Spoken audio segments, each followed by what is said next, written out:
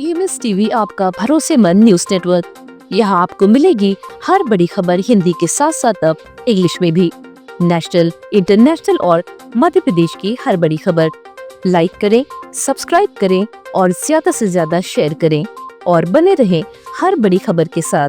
EMS TV, English first and fast.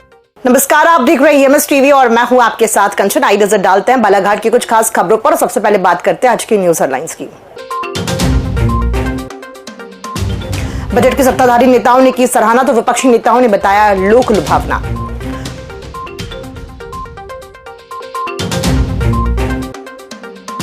Balaghat में शुरू होगा कस्टम मिलिंग का कार्य, 38 राइस मिलर्स ने दी सहमति।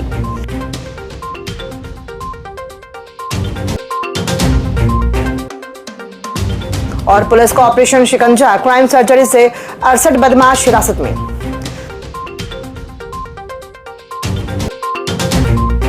आइए अब बढ़ते हैं खबरों की ओर। मध्य प्रदेश सरकार के वित्त मंत्री जगदीश देवड़ा ने बुधवार को आम बजट प्रस्तुत किया। इस बजट की सत्ताधारी नेताओं ने जहां सराहना की है, वहीं विपक्षी नेताओं ने इसे लोक लुभावना बजट बताया।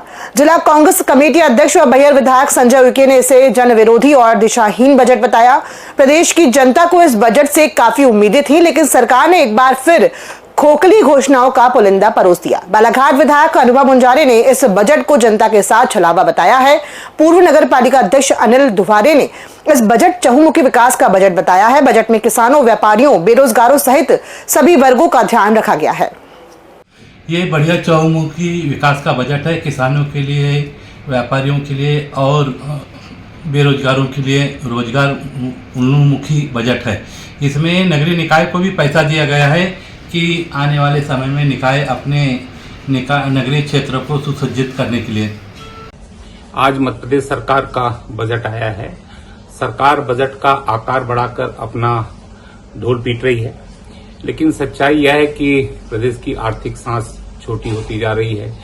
कर्ज लगातार बढ़ रहा है, वित्तीय लचीलापन घट रहा है और रोजगार का कोई स्पष्ट रोडमैप नहीं है। सरकार बड़े बड़े आंकड़े दिखा रही है, लेकिन प्रदेश के युवाओं को स्थायी रोजगार का भरोसा नहीं मिल रहा है। स्वास्थ्य व्यवस्था में, अस्पतालों में डॉक्टरों की कमी जस की तस बनी हुई है। बजट को किसी भी तरह से जनहित का नहीं मानती। किसानों को कोई विशेष राहत नहीं मिल रही है इसमें। बेरोजगारों को रोजगार देने के कोई अवसर नजर नहीं आ रहे हैं। महिलाओं की, अगर गृहिणियों की हम बात करें तो गृहिणियों को भी किचन में कोई राहत नहीं मिल रही है। किसी महंगाई वृद्धि में कोई कंट्रोल नहीं है सरकार का। अभी आंगनबाड़ी कार्यकर्ताओं की बात कर रहे हैं। अभी इनसे पूछा जाए कि वर्तमान में जो आंगनबाड़ी केंद्र है वो बहुत बड़ी तादाद में आज इनके पास भवन नहीं है, किराए के कमरों में चल रहे हैं। और आंगनबाड़ी कार्यकर्ता और सहायिकाओं की इतनी दयनीय स्थिति है कि 6-6 महीने से उनको वेतन नहीं मिला। सड़क पे आके वो आंदोलन कर रहे हैं और लाठी डंडे खा रहे हैं। किसानों से समर्थन मूल्य पर खरीदे गए धान की कस्टम मिलिंग का कार्य जिले में शीघ्र ही प्रारंभ किया जाएगा। जिले के 38 राइस मिलर्स ने मिलिंग के लिए अपनी सहमति दे दी है। बुधवार को कलेक्टर मृणाल मीणा ने धान की कस्टम मिलिंग के लिए जिले के राइस मिलर्स से चर्चा की। बैठक में राइस मिलर्स एसोसिएशन अध्यक्ष आनंद ठाकरे ने धान की कस्टम मिलिंग में आने वाली समस्याओं से अवगत कराया। उन्होंने आश्वस्त कराया कि मिलर्स द्वारा शीघ्र ही मिलिंग का कार्य प्रारंभ किया जाएगा। फिलहाल 38 मिलर्स ने कस्टम मिलिंग के लिए अनुबंध करने की अपनी सहमति दे दी है। पुलिस ने 17-18 फरवरी की रात्रि पूरे जिले में ऑपरेशन शिकंजा अभियान चलाया। रात भर चेकिंग और अपराधियों को पकड़ने का कार्य किया गया। इस क्राइम सर्जरी में पुलिस ने 38 बदमाशों को हिरासत में लिया। 130 से अधिक बदमाशों को चेतावनी देकर छोड़ दिया गया। इस अभियान में 2 सैकड़ा से अधिक पुलिस अधिकारी और जवान रात भर गश्त करते रहे। इस विशेष कॉम्बिंग गश्त के दौरान अलग अलग थानों में लूट, चोरी, मारपीट, अवैध वसूली, चाकूबाजी, महिला संबंधी अपराध सहित अन्य अपराधों से जुड़े गंभीर मामले में फरार चल रहे अपराधियों को दबिश देकर पकड़ा गया है। प्राकृतिक आपदा की मार झेल रहे किसानों की मुश्किलें कम होने का नाम नहीं ले रही हैं।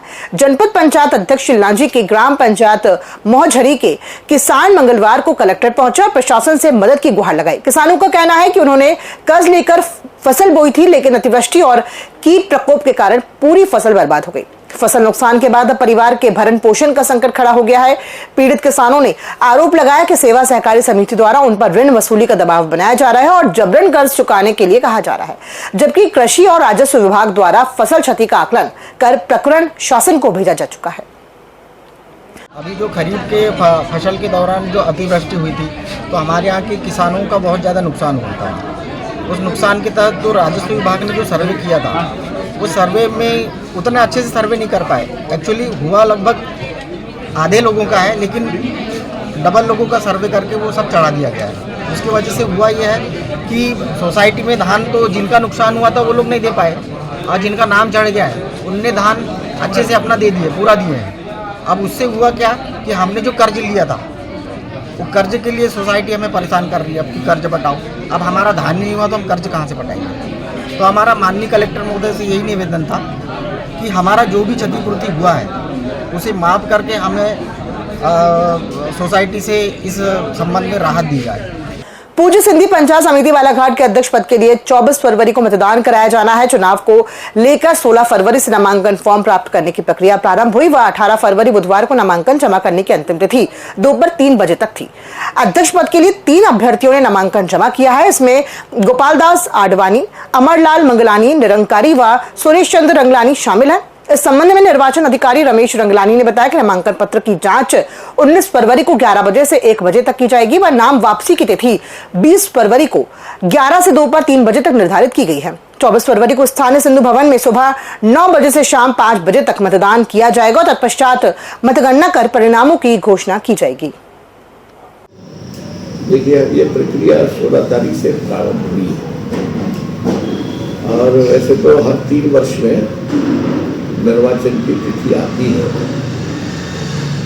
और लगभग सर्वसम्मति चुनाव हर बार हो जाते हैं। एक बार केवल 2020 में मतदान हुआ था, अन्यथा आज तक 60-70 साल से तो निर्विरोध होते आ रहा है। अभी 16 तारीख से अपन ने इसकी प्रक्रिया प्रारंभ की।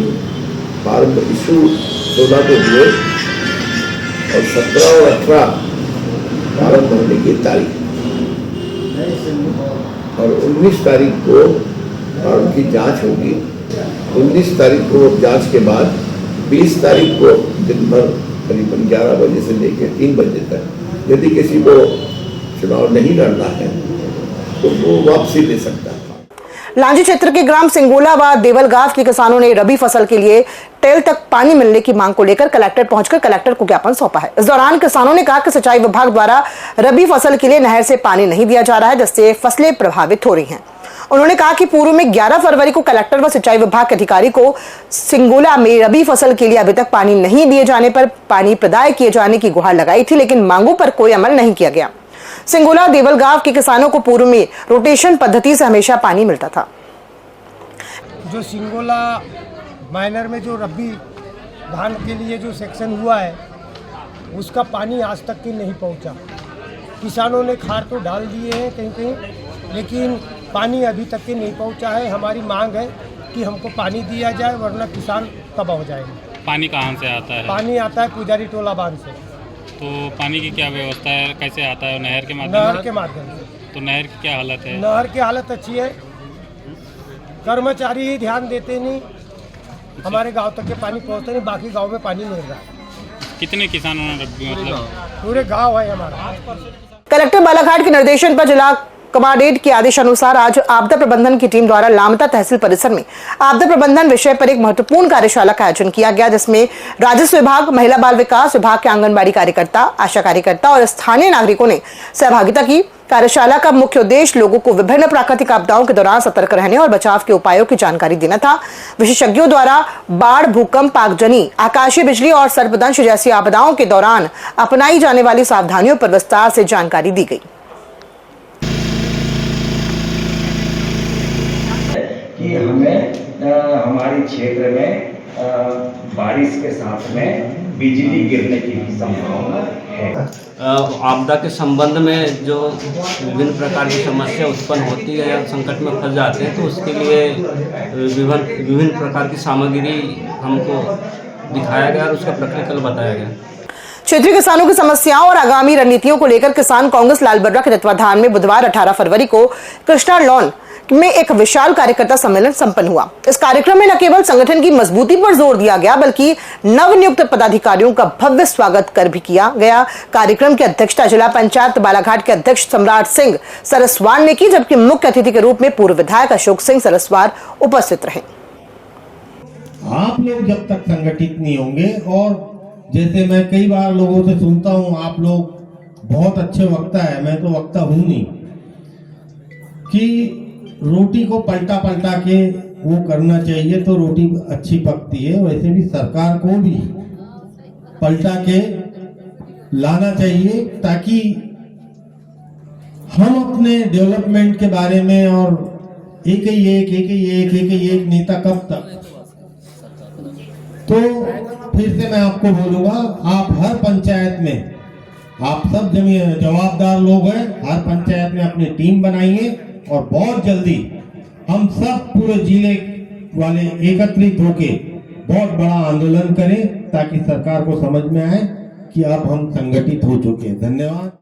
बालाघाट की खबरों में फिलहाल इतना ही। दीजिए इजाजत। नमस्कार।